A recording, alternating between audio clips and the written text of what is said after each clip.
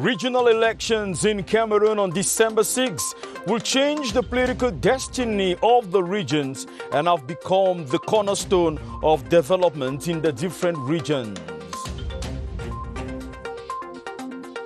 The CPDM party sanctions and set twisted lines straight ahead of the regional elections, which the party hopes to grasp in most areas.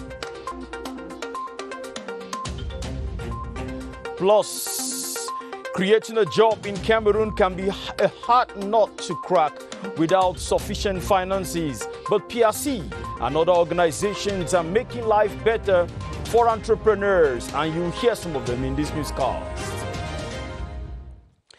Good evening from Studio 5 of the CRTV Production Center in Balatou, Yaoundé. I am Benin Bumagana. Welcome to the 7:30 News.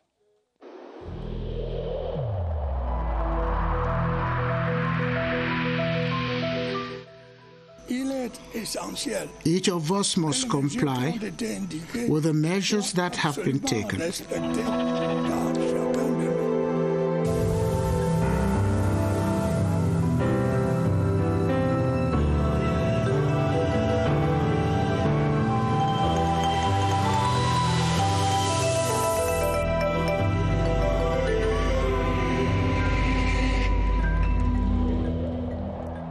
The regional council elections convened for December 6, 2020 will not only complete the decentralization process in Cameroon, it will also give shape to the special status granted to the Northwest and Southwest regions. CRTV's Ebenezer Akanga says the election become the cornerstone for regional development.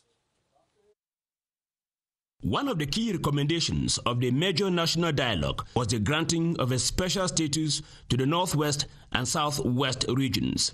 The head of state committed himself to implement the recommendation immediately. But many were asking what form the special status will take and what will be its content. Things started getting clear when on the 24th of December 2019, the President of the Republic enacted into law the General Code on Regional and Local Authorities. Now, the Regional Council elections, which have been convened for December 6, 2020, will enable the population of the Northwest and Southwest regions to start seeing the special status in concrete terms. It permits the transformation of a judicial act into concrete realization by putting the organs that were defined in the code on the ground. Above all, the elections will pave the way for regions to become masters of their own development. Firstly, the obligation for the state to consult these two assemblies in drafting government policy on matters of Anglo-Saxon education. Secondly, they have been given the powers to create development authorities like we have Soweda here in the Southwest and Mideno up there in the Northwest. The regional council elections will mark a turning point in the history of Cameroon, so they deserve to be taken seriously. The North Regional Delegation of Elections, Cameroon Elecam, is finalizing preparations for the regional elections of December 6, 2020. According to the North Regional Delegate of Elecam, Hamadou Sadio, the regional staff are updating the list of the electoral colleges, as we hear in this report by Wilson Mengole. Provisional list from the North Regional Office of Elections Cameroon show that 693 councillors and 1,696 traditional rulers will vote this December in the 4 divisions of the region. We are preparing ourselves to this election more than 1 year. We have the provisional list, and now all the branch councillors, with the collaboration of the mayors, they are correcting the list.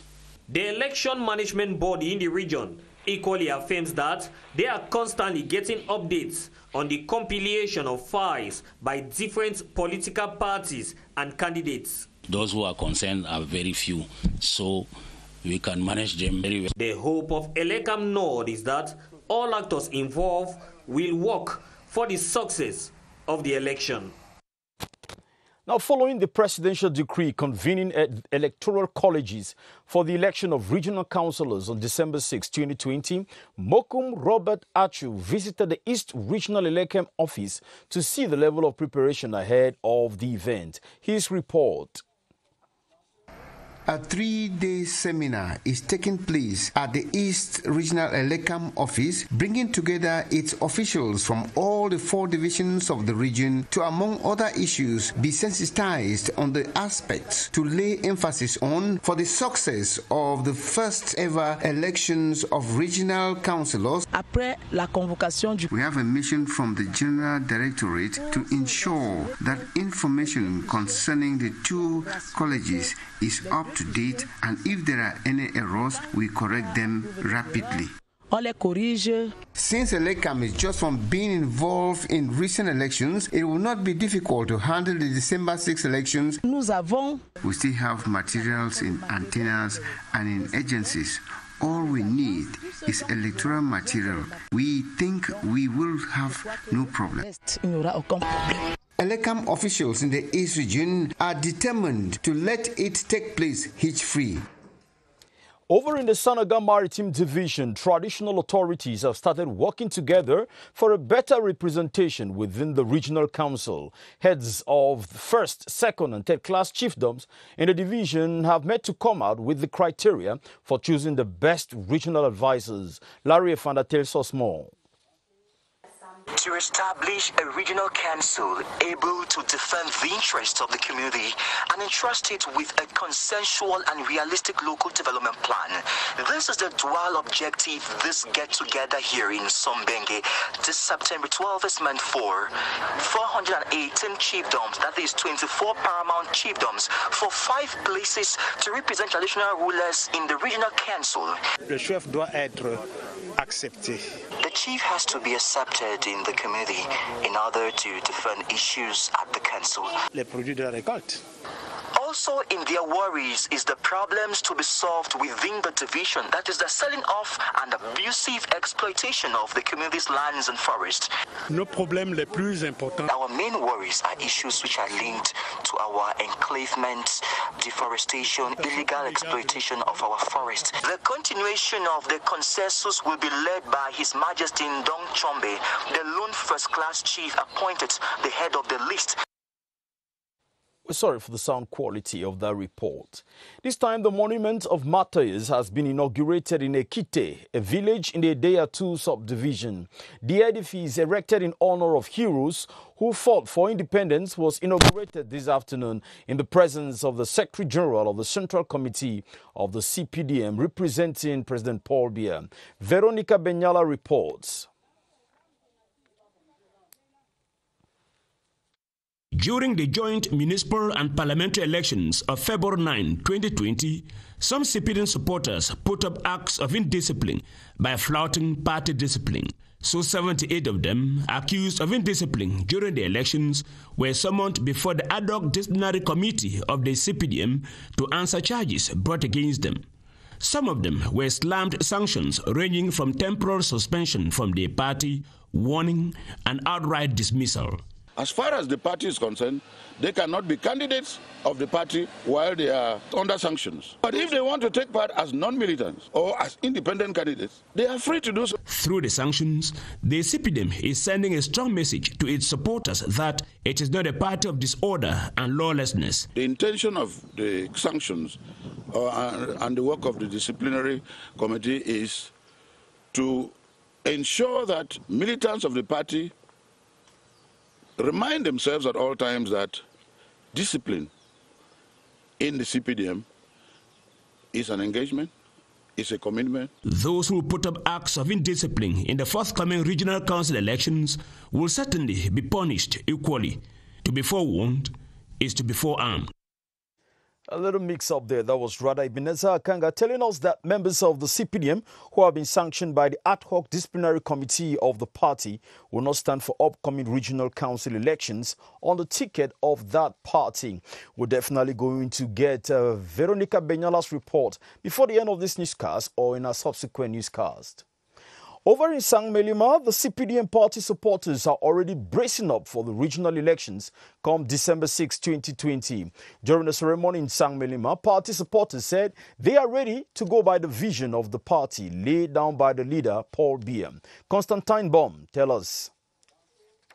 This come together of CPDM party members and sympathizers of Sangmalima Center is to evaluate the 2019 activities of the subsection, looking at how they can better function respecting norms of the party. The overall goal is to foster a vibrant membership and enable leaders defend public interest. The first president of our 26th subsection here in Sangmalima. We are very glad vis-a-vis of the Central Committee of CPDM, who has qualified him to congratulate the good job who was done in Sangmalima Center. The party achieved a lot politically as their president, Mathurin Germain Bindua, was elected MP for Jai Elobo 1. Cash prizes were awarded to students who performed well in 2019 to facilitate their preparation for the new school year.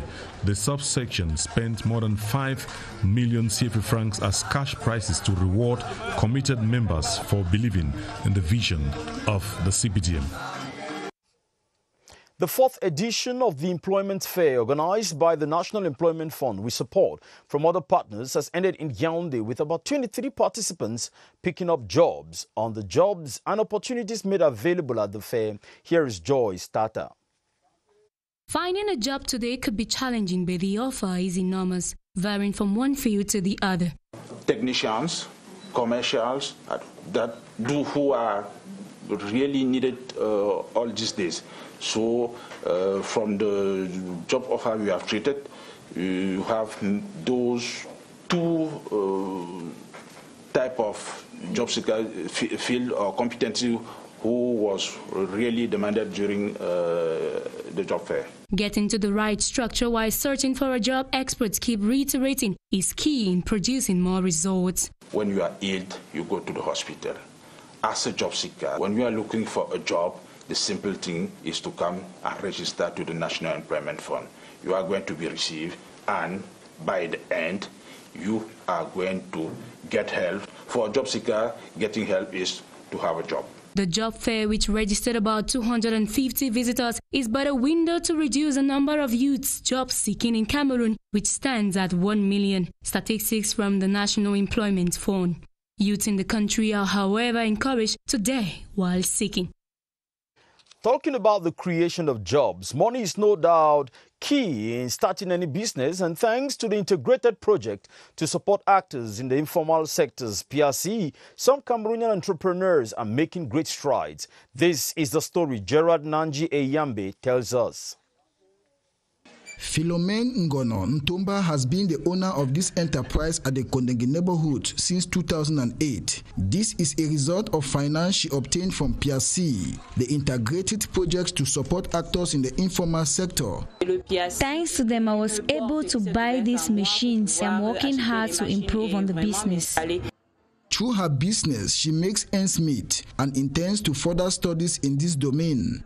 Here in Essos, another entrepreneur, Desiree Pepga, has been manufacturing chalk for almost 20 years now. This business has permitted me to create contact with buyers. I still face challenges in the business, though. When we arrived in his workshop, the promoter of Chalk Cameroon was about to deliver to one of his clients. Each day, he produces an average of 20 boxes. I encourage other youth to come and make their dreams come true. Philomene and Desiree Augustin were able to establish their businesses after participating in a trade fair organized by the Ministry of Employment and Vocational Training. Some youths in Cameroon have been schooled on different ways of funding their projects. This was during the maiden edition of the Cameroon Youth Investment Forum in Yaoundé that brought together young entrepreneurs and potential investors. Here now is the event promoter Ernest Jonathan Ngako talking to our reporter Celestine Sandra Eyike. The Cameroon Youth Investment Forum is simply a platform where we want to gather at the same time entrepreneurs and investors. The aim is to bring them together and let them have access to opportunities, to finances, to help them develop their project. There's a real problem when talking about funding in Cameroon because first of all, it's not really known. It was capital for us to invite experts to come and tell us how to go through with fundraising. There are a lot of interesting projects we've hosted today. We can talk about artificial breeder, so that helps people to breed artificially. Over in the Northwest region, medals have been awarded to meritorious workers in that region. One of them, the resilient wife of a man who was brutally assassinated at the construction site of the military headquarters in Bamenda. During the ceremony, Governor Adolphe Lele-Lafrique encouraged parents and students to take their back-to-school preparations seriously and confidently. Karin Tosam reports. She is a mother of 3 and was separated by death from her husband, Chinda Dixon, since February 2020. He has been posthumously decorated with the Medal of Knight of the Order of Valor. Thank you for the encouragement. My husband was my all and all. Since she died, I never know that the whole world is behind me. The recipients of the medals say this will spur them to more action. There's still a lot to do. You know that we're going back into 2020-21 academic year. And you know the challenges with the COVID. We still have to make sure that we implement the preventive measures. I'm grateful to the President of the Republic who gave me the medal. And I mean, he's asking me to go forward. Northwest Governor Adolphe Lele-Lafrique has exhorted them to work towards restoring normalcy and ensuring the effective start of classes for the new academic year. The National Gendarmerie Road Safety Campaign has carried out the Bravo operation on the Yaoundé-Bolova-Sangmelima axis to stop delinquent road users and also ensure that anti-COVID-19 measures are strictly respected on the highways. Kilian Difon was there and now reports. Sensitization and education are top priorities on the National Gendarmerie Road Safety Campaign, but delinquent road users have a deterrent price to pay. Yaoundé-Mbalmayo-Bolova-Sangmelima Highway this weekend. When we stop here, either you pay a man or we take the statement and transfer the procedure to the court. The Monitor, Control and Punish Third Generation Task Force is also reinforcing anti-COVID-19 measures. Some persons don't have this mask. Many people don't use it, but we are trying to sensibilize them to buy it and to continue to use it. Make it right as you hit the major Cameroonian highways or face the National Gendarmerie Road Safety teams.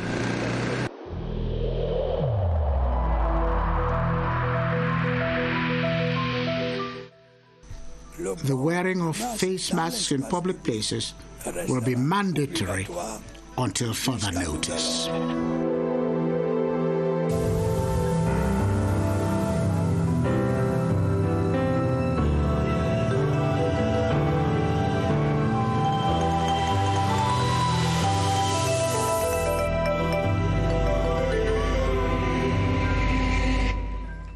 Let's talk about the fight against COVID in Cameroon. Health experts in the East region are carrying out massive COVID-19 screening and anti-COVID sensitization messages to halt the spread of the pandemic in the region with the largest surface area.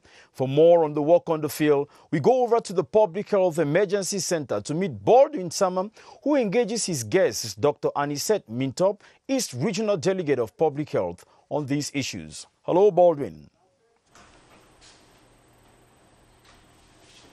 Good evening to you, Benin, and welcome. Last month of July, the East region of the country was ranked on position number 4, talking about the regions highly hit as far as the spread of COVID-19 is concerned. What exactly is the situation presently? Our guest tonight is the East Regional Delegate of Public Health, Dr. Mintop. Mr. Regional Delegate, good evening. Good evening. Tell us, the East region of Cameroon is very vast in terms of surface area. What strategies have you put in place in terms of trying to cover the entire region to limit the spread of COVID-19? Okay, thank you very much. You are right. The East region is very vast. We have decentralized the management of COVID-19 according to the instruction given us by the Ministry of Public Health, Dr. Manauda Malachi. Today, in our health district and health area, we put in place the strategy we consider to track, to test, and to treat. And we do it with the concept of all the community and all the leaders who can help to do this massive campaign to depist the coronavirus, to fight against this pandemic. And tell us, Mr. Regional Delegate, what are you doing to convince these Cameroonians in the East region of Cameroon to adhere to this massive testing that's ongoing? Beside the mass sensitization, we equally carry out door-to-door and focus group discussion with the community health worker, the dialogue structure, and the religious leader. We also have the help of the administrative authorities and the mayor of the council.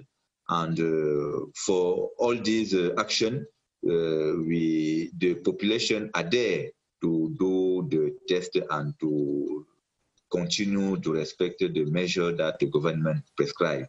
It is not easy, but we tried and we have a good result. Thank you so much, Mr. Regional Delegate, for being our guest this evening. What we should mention this evening is that over 1,000 persons were tested positive for COVID-19 in the East region, with over 900 recoveries noticed so far, with 72 active cases that are existing in the East region of Cameroon. Back to you, Benin Bumagana.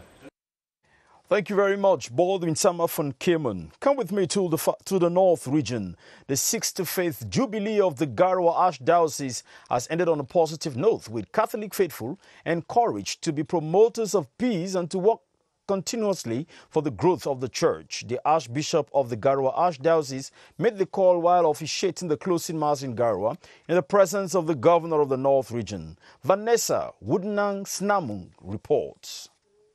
They prayed, sang, and gave thanks to God Almighty alongside Christians of other communities for God's endless blessings and faithfulness since September 1955, when the Garoua Archdiocese was created. I'm praying so that God will give us more life, more health, more abundant blessings. The 65th anniversary was also a time of reflection on how to rekindle the flame of God's gift in Catholic Christians of the North. Looking back in the past, we see how men and women, touched by the grace of the Lord, opened their hearts and collaborated to the work of God. We have this mission, this duty to let this church move forward. Blessings bestowed on couples who have been married for over 25 years, and the award of gifts to the best songwriters were some of the high moments of the closing mass of the 65th anniversary of the Garoua Archdiocese. Let's go upper, that is, let's go higher to the far north. We now take you to discover one of the tourist attractions in Maroua, known as Bois de Cinquantenaire. This recreation site has abundant green space, a charming scenery, restaurants, and the city council is even planning to build a cinema hall there. Henry Tato Ekambi is our guide to the Bois de Cinquantenaire. Its green space is abundant, the air fresh, and these intimate squares with spreading trees add to its heavenly look. This is the Bois de Cinquantenaire, a recreational site in Maroua that its visitors say inspires. This is my first time to come here. Yes, this is very beautiful and very calm place. This place is calm and has a good working climate. COVID or no COVID, this urban green infrastructure still pulls many who now have to bend to the restrictions imposed by the virus. This is a reference site that has a cinema and a beautiful ecosystem spread on 2 hectares. Even with COVID-19, people still visit Bois de Saint-Cantonais. The Marwa 1 municipality also has plans of adding a recreational park, a swimming pool and a zoo to this recreational site to make it more gorgeous and inviting. Our artist of the week is a painter like no other. Ezekiel is hard of hearing and has speech impairment, but his art is his voice. With 20 years of career, the husband and father says he wants to start coaching others like him since he believes handicap may just be hiding a talent. Emanuela Vemnu reports. He captures the form and colors of nature to reproduce them in his imaginary world. Ezekiel is deaf and hard of hearing and has lived in silence all his life. But his art is his voice. He started learning through books and cartoons as God has shown him in the dream. Born deaf and dumb, Ezekiel never went to school. He personally trained himself in painting, and 20 years have rolled by. With his tools, he represents the link between man and nature, love and music, among others. He picked up a piece of paper and pencil and started drawing and drawing. This husband and father speaks loud through his works, and his family his everyday inspiration. He will draw and show to his mom to appreciate. All his children talks and but their mom is like the dad. However, communication is easy. Ezekiel is ready to start coaching others, especially his kind. To him, a handicap may just be hiding a talent. He colors the goodness of life through his art. Quite interesting. The mission of a West African peacekeeping force in Guinea-Bissau has come to the end after 8 years in the country. They were deployed by regional bloc ECOWAS in 2012 following a military coup against Prime Minister Carlos Gomez Jr. after a disputed presidential election. Larry Efande tells us more. The authorities say Guinea-Bissau's armed forces will now take over to ensure order and stability in the country. The last time the military intervened in the political arena was in 2012, when the government of Carlos Gomez Jr. was overthrown between 2 rounds of presidential elections. Since then, ECOWAS has deployed an interposition force in the country. The withdrawal will be gradual. A first group has already left Bissau, consisting of 130 men, mainly from the Togolese Special Forces. The other ECOWAS troops, notably Nigerians, Senegalese and Burkinabe, will gradually leave by December 2020, handing over to the army. A fringe of the political class that does not trust its army, customary of violent political upheavals, has voiced concern. In the meantime, newly elected President Umaru Sissoko Embalo was confirmed on Monday by the country's Supreme Court following an appeal lodged by his opponents 8 months ago. And let's talk about sports. Regional and national trainers of games for those with speech and hearing impairments have received training on how to take care of these athletes ahead of games like the Olympic Games. The training was organized by the Federation for Sports Athletes with Speech and Hearing Impairment in Yaoundé. It is with that we come to the end of this edition of the 7:30 News. The next edition of the news will be at 8:30 and will be presented by Atabadin Omar. Esther Kima will be here tomorrow and Romeo Chisengok for the 8:30 newscast. I'll be back here next Friday. Have a wonderful evening.